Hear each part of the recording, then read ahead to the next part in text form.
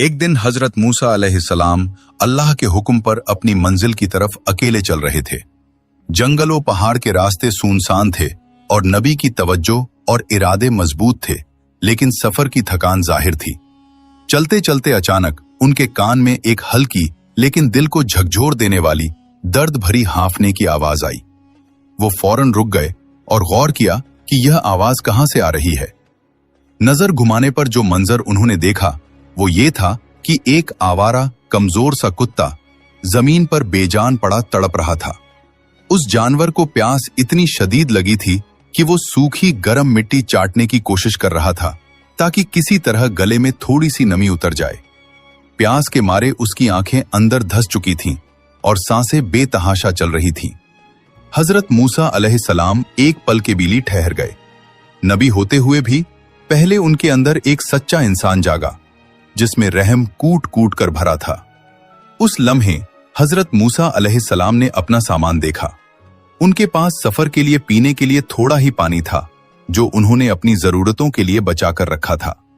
लेकिन अल्लाह के इस बेबस और तड़पते जीव को देखकर उन्होंने जरा भी तवक्कुफ नहीं किया। फौरन उन्होंने अपना बर्तन जमीन पर रखा और सारा का सारा पानी उस मायूस कुत्ते के सामने उड़ेल दिया। प्यासे जानवर ने धीरे से पानी पिया। तसल्ली मिलते ही उसकी कमजोर आंखें मानो शुक्रिया अदा कर रही थीं।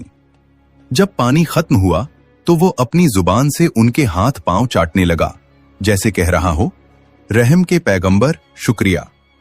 इस नेकी को देखकर हजरत मूसा अलैहिस्सलाम को बड़ी राहत और दिली सुकून महसूस हुआ।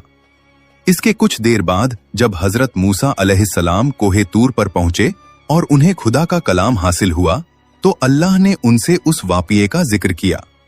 अल्लाह ने फरमाया, ऐ मेरे पैगंबर मूसा, तुम्हारी हर इबादत अपनी जगह पर कीमती है, मगर मेरी सबसे ज्यादा खुशी मुझे तुम्हारे उस छोटे से अमल में मिली जब तुमने एक प्यासे और बेसहारा जीव की जिंदगी बचाई, क्योंकि हमारा अर्श हमारे किसी भी मखलूक की तकलीफ से हिल उठता है।